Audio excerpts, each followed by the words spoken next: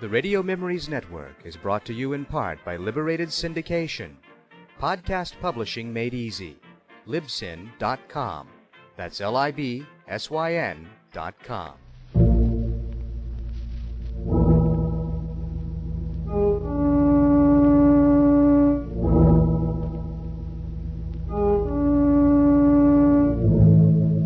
You are speeding through the Turkish night on the Taurus Express.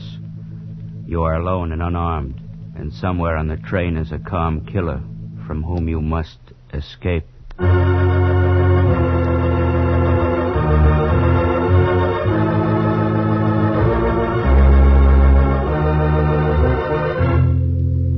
Escape. Produced by William N. Robeson and carefully contrived to free you from the four walls of today for a half hour of high adventure.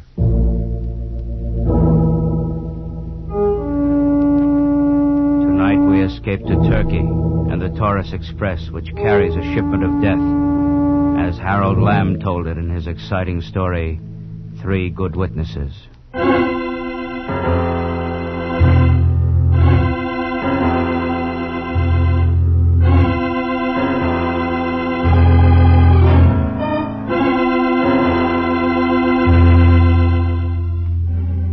I took the Taurus Express that night because I was going home, back to the United States, back to California, and my routine job at the oil company. 2 days before, I had given my final report to our State Department man in Istanbul, a negative report. Then, Mr. Ward, your considered opinion is that there is no oil in this area? Not enough to be worth drilling for. Not at this late date. The war would be over before we could get out 10,000 barrels. Yeah, you're being optimistic, Mr. Ward. War isn't over yet. Who can say when it will be? That's true, but... what does Aardvark say? He agrees with me completely. So does Wyndham, the British engineer. We're all agreed. 3 good witnesses, huh? Well, then that settles it. What do you mean, 3 good witnesses? Oh, that's an old saying out here in the Middle East. Come from the Arabs, I think. In their old law, the testimony of 3 independent and trustworthy witnesses was enough to establish the guilt or innocence of an accused person. But, why 3? Well, I suppose 2 witnesses to a crime might tell the same lie. But if 3 fellas tell the same story, well, then it must be true. Well, maybe. I suppose the odds against 3 making up the same story would be high, but I don't know whether I'd like to trust my neck with that kind of justice. Yeah, it is a little different from justice back home in Chattahoochee County. I imagine you want to be getting back to the States as soon as possible. Indeed, I do. Well, I can put you on the Taurus Express Wednesday. You'll be in Cairo by Saturday, get an ATC plane, and have you in Washington just 3 days later. Istanbul to Washington in less than a week. It's a small world, isn't it?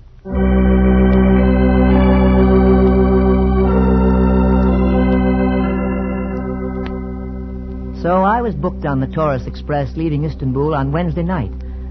Got to the station late, and as I walked down the long platform toward the first-class carriages, I sensed a tenseness in the crowd. First, I couldn't explain it. Then I noticed that the platform was alive with police.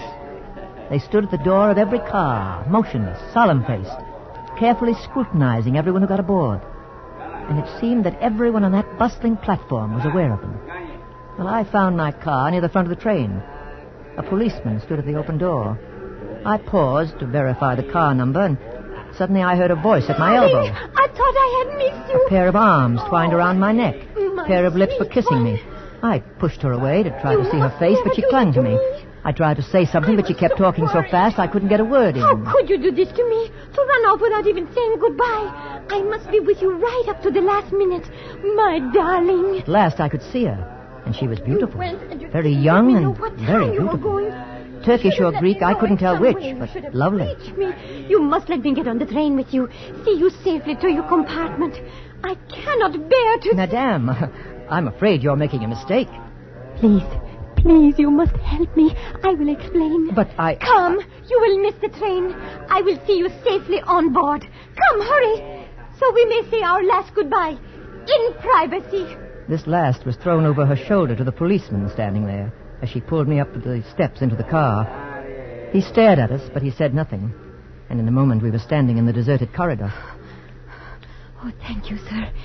Thank you. Now, look here, young lady. What is all this? Oh, it is the fault of those police standing out there. I could not get into the car alone. But why not? This is a first-class car. Only rich foreigners ride in first-class compartment. I could see by your clothes you were American. I knew you would help me. But why did you want to get into this car, especially? Because I... Suddenly she stopped, and her eyes were riveted on something behind my back. I turned to see a swarthy young man staring at us from the other end of the car. He was dressed in the uniform of a train conductor. He slid open a compartment door. There was an almost imperceptible jerk of his head, and then the girl slipped past me and into the open room. The conductor slid the door shut after her. Your number, sir? Huh? Oh, yes. 12. Yes, the next one. Here. If there is anything I can do for you, I shall be pleased. If you care to leave your ticket and passport with me, I shall be able to attend to Syrian customs without disturbing you later. As he talked, his eyes were not on me. He was watching the slow progress of a policeman through the car. The officer was walking by, glancing into each compartment. When he came opposite us, he spoke to the conductor. Ole, Kala? Ole Kala. The conductor was standing squarely in front of the door of the girl's compartment, hiding her from view. The policeman walked on. In a moment, he had disappeared. Thank you, sir. I shall not disturb you. I went into my compartment. My baggage was already there. The train was about to leave. Everything was in order. But I couldn't help wondering about the incident I had just witnessed. About the girl I had involuntarily helped. And the conductor. I wondered about all those police out there. Obviously, something was going on. Then I remembered. This was Istanbul, the gateway to the Middle East. It was supposed to be alive with Axis spies. Could that girl be... Then I laughed. Just my overage, stay-at-home mind imagining things. Then suddenly I heard a voice in the corridor outside. What's the big idea? The voice was unmistakably American and music to my ears. I jumped to my feet and stepped into the corridor. There, outside the next compartment, was a young man in civilian clothes, carrying a small bag and a briefcase. The swarthy conductor was approaching him with a worried look. How about this, huh? There's a dame in my compartment. Beg pardon, sir. There must be a mistake. This compartment number 10. Naturally, you think I can't read? Number 10, that's mine. But number 10 is not sold. It is not marked on my list. The heck it isn't. I've got my ticket right here. What's with the dame? Please, not so loud. I don't get this. I beg your pardon. Can I be of any help? Huh? Oh, you're an American, too. Yes, Humphrey Ward, Los Angeles. Tom Hatfield. Glad to know you. And what's with the dame? Do you know? No, I'm Please, afraid... gentlemen, step into the compartment, please. But the girl... Please, in. Yes? Okay. Well, Please, sir. Oh, well, all right. He epidat. He ina. Pasaria. Officer Manatu Kamo. Hey, talk English, huh? What's all this about, anyway? It is... I am embarrassed, sir. Oh, you're embarrassed. I buy a ticket and find a dame in my compartment. Of course, on closer inspection, maybe I'm not so mad after all. She looks like a good deal. Thank you, sir. Oh, you do speak English. Sir, the policeman will come by. Maybe look in. I must ask of you a favor. Yeah? If she could stay here, just until the train started, she will not bother you after that. Well, why can't she stay in her own compartment? Please, sir, I have no place else to put her. All the other places are taken. Oh. She's a deadhead, huh? Deadhead? No ticket. Stowaway. It is something like that. Well, what's the setup? She your girlfriend? No, it is not like that. It is... You see, we're both Macedonian. She is escaping from the Nazis. She wants to go to Cairo and join the nurse corps. Uh-huh. She has been for 2 years in Greece under the Nazis. Mm-hmm. She's a real patriot. If you will help her. Well, maybe if you introduced us and let her speak for herself. She's called Maradalas. Well, let's make it Mary for short. Mary the Deadhead. Hi, Mary. Hi. You're okay. Get her. She talks American. I spent 2 years at American school at Thessalonica. I worked with the Red Cross in Greece during the fighting. That's all? I like Americans. I want to go to the United States. Who doesn't? I want to learn to be a real nurse. You will help me. Americans are always kind. This gentleman here helped me get on the train. Now, you will help me. A fiery horse with the speed of light, a cloud of dust, and a hearty hi-yo Thank you, silver. sir. Now, I must go before the policemen get more suspicious. Okay, this may turn out to be a pleasure. Looks like you don't need me. I'm in the next compartment. Maybe we'll get together later. Sure. I'd offer you a seat, but we're sort of crowded already. Mary and me. I went back to my seat laughing. Man and a horse, Laughing mostly at the silly idea I'd had that maybe Mary the Deadhead and her conductor friend were spies of some sort. Obviously, they were harmless. As harmless as I was.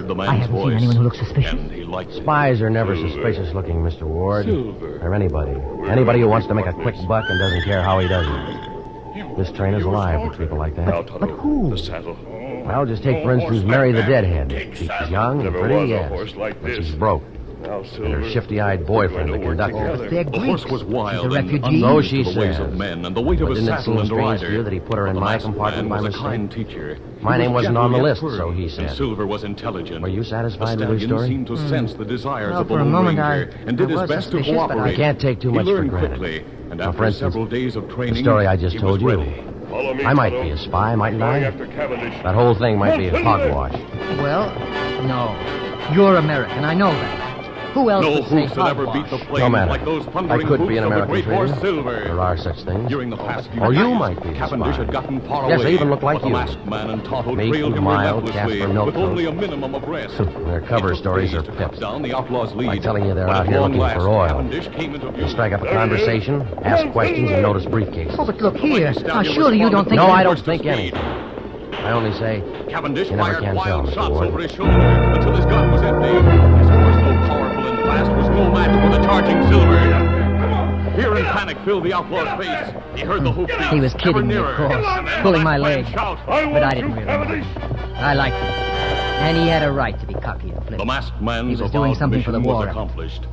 The Even though last of I the knew he was Cavendish gang kidding was me, captured I went to be bed tried thinking by about law spies, and I punished fell for asleep his dreaming of crimes. them. But there were many others whose criminal plans were to be challenged by the Lone Ranger, his faithful Indian companion Tonto, Then very and his suddenly, great horse Silver. I woke with a terrible sense of urgency. It was something that I must do. I looked at my watch. 10 minutes to 5. The train was dark. Everything was quiet. Yet I felt I had to get up. I started to put on my clothes. Didn't make sense. But then I remembered. It was Tom Hatfield, not me, who had to get up at 5, leave the train at Adana to cross the border into Syria and take his plane. Those dispatches must be important if he had to change to a fast plane as soon as he got out of neutral Turkey.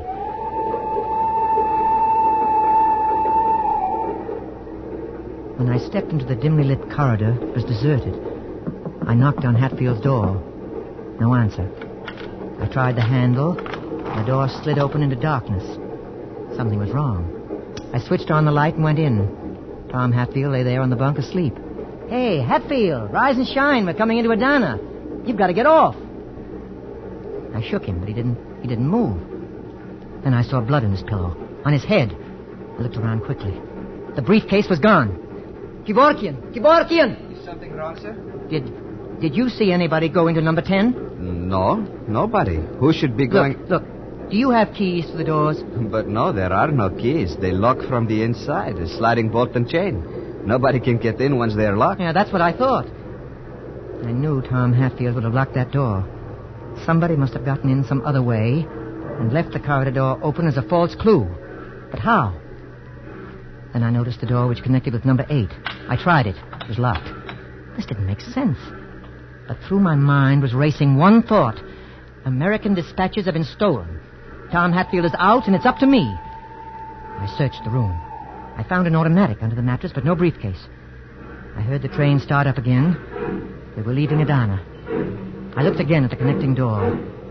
Then I got it. The bolt was fastened on the other side of that door. But on this side, it was not. That meant that someone could have come in through number 8. I knocked on the connecting door. I heard a movement, and the bolt slid back and the door opened. I was face to face with Mr. Chiniara. Yes? And he was staring at the gun in my hand. What is it? What is that for? The briefcase. The bag of my friend. Is it here? Briefcase?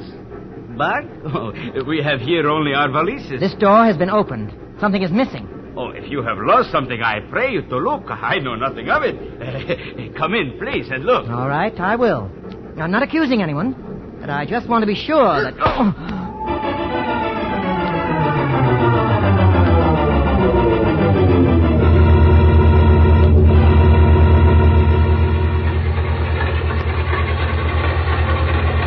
The next thing I felt was a stinging coldness on my face, a rushing of wind.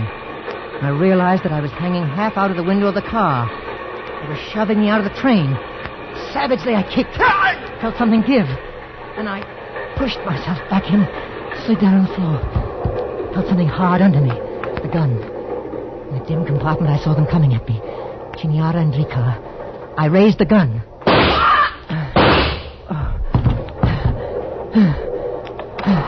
What is it? What has happened? Oh, look! On the floor! Shut the door, quickly.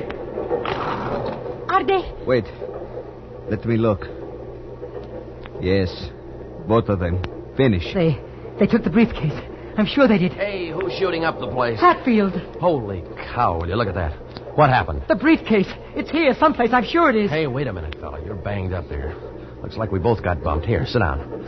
You need a drink. Mary, you'll find a pint in my bag. Bring it in here, will you? But they got the papers, Hatfield. We ought to look. They did? Yes, the briefcase isn't here. I don't see it. Well, there wasn't anything in that briefcase except some old Istanbul newspapers. They probably threw it out the window. Back at Haider Pasha, a Britisher I know warned me to be careful this trip. I put my classified material someplace else. Oh, but that means I killed 2 men without any cause, without a shred of evidence to back up my story. How we waste time. Quick, the Syrian border police got on the train at Adana. They might be here any minute. Now, who is dead here?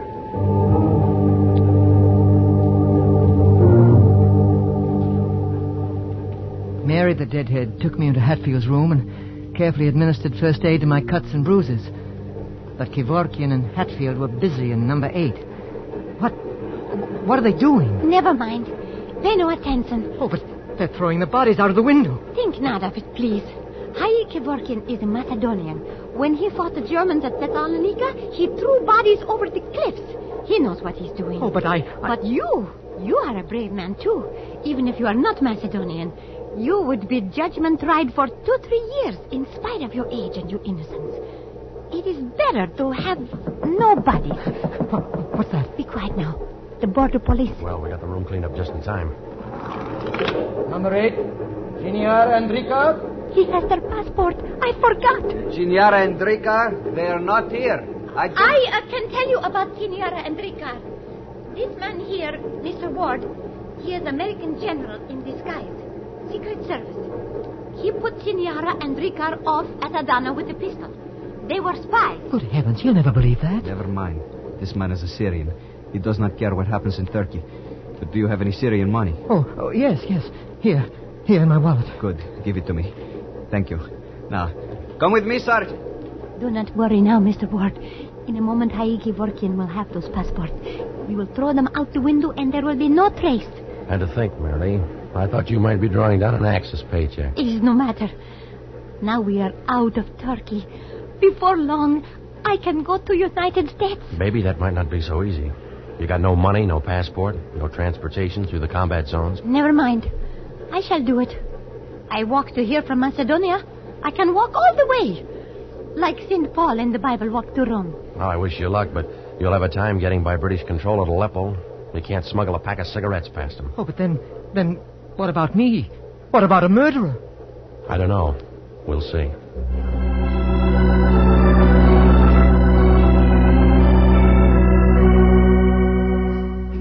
It was morning when the train pulled into Aleppo, the station where British control came on.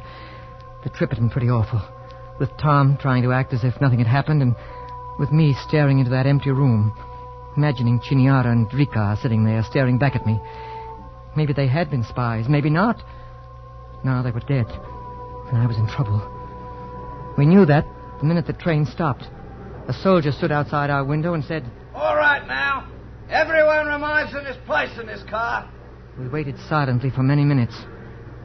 And then a British major in khaki shorts stepped in. Behind him I saw Kevorkian and Mary the Deadhead standing in the doorway. Good morning, I'm Radcliffe. I'm looking for 2 missing passengers identified as Greeks, Chiniara and Rika by name. Come now, they seem to have been in the next compartment. Listen here. What became of them? Were there 2? Young lady. Yes, sir? You weren't in number 8, were you? You don't seem to have any other place, nor a Syrian entrance visor. Please, I sat down in the corridor. Oh, yes, quite. Conductor, don't you remember 2 passengers booked through to Aleppo? One was quite stout, book dealer who escaped from Greece 10 days ago. Those. They descended from the car at Adana. One was fat with slick hair, and the other... Yes. Really? I say, isn't that a bullet hole in the wall up there? And you, sir, Mr. Ward, isn't it? How did you hurt your forehead? An accident, sir. I bumped into Oh, yes, quite. I should tell you that the Armenian couple in number 14 heard shots just after passing Adana. They were so frightened they locked themselves in until now. It's no use. I shot them. Both of them. They hit me first. Please realize that I'm not joking. My orders are to find those two pseudo-Greeks wherever they may be. Wait a minute. You said pseudo-Greeks? You mean, Major, you want to find them? And how, as you Americans say. But why? Because we're advised by Istanbul that certain Axis agents have been working out of the Balkans with identifications as refugees. These two, Tiniara and Drikar, were on this train. Our man on the train saw them throw something out at Adana. They hardly threw themselves out. No, we did that. Your man at Haida Pasha tipped me off to expect trouble. Oh, really? So they were agents. Certainly they were spies. I knew that. No Greek would be fat like Chiniara after only 1 week escape from the Germans. And no Greek would have hair oil from Paris. Well, that being the case, will somebody start telling the truth? I will. This mild little gentleman, knowing nothing of the war and fighting, he killed you 2 men in a gunfight. Like, how do you say, nobody business. And now, please, he's still suffering from shock. So will you please give him a plane direct to Cairo where he can rest? And this American courier, he is late with dispatches. He must have a place in the plane, too. And since I cannot enter Syria without the passport, will you please put me also on the plane? Because in Cairo I can get a job as a nurse with the Ella Greeks from Macedonia who are there. And maybe God will then give me a way to go to America like he passed St. Paul through the Taurus gates. Is it a deal, Major? 3 places on the first plane, and you have your men like the Royal Canadian Hussies, only dead. The plane could be arranged, of course, if... All right, Mr. Ward. Tell him. With the eyes of that amazing girl on me, my courage came back. I told him my story. Completely. Every detail. He listened carefully, took it all down on his pad. And afterwards he said... That story, Mr. Ward, is not one bit of evidence to support it. By your own statements, the evidence is buried in the snow on the slopes of the Taurus Mountains. Nuts. I tell you, I helped chuck it out. And I examined the 2 men. I am a trained nurse, and I said they were dead. And for identification, I, a soldier of Macedonia, can swear that their passports were the men you say. Very well. I'll ring the aerodrome. The evidence of 3 good witnesses is sufficient.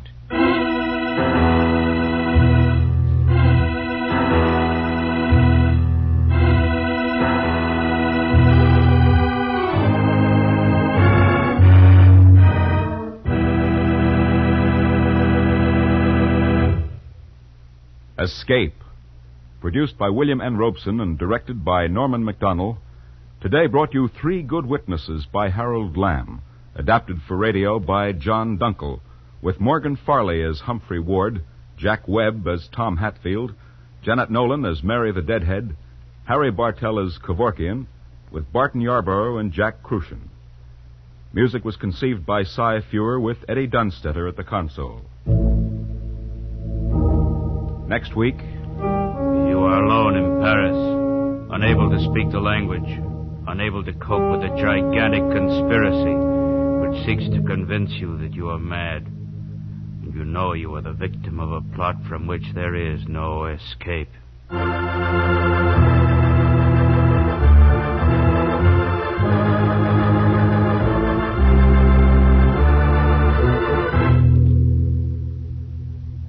Next week, we escape with Alexander Woollcott's version of a modern folk tale, The Vanishing Lady.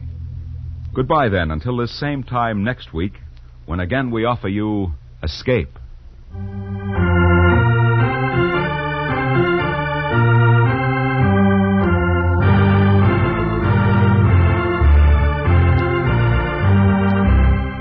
This is CBS, the Columbia Broadcasting System.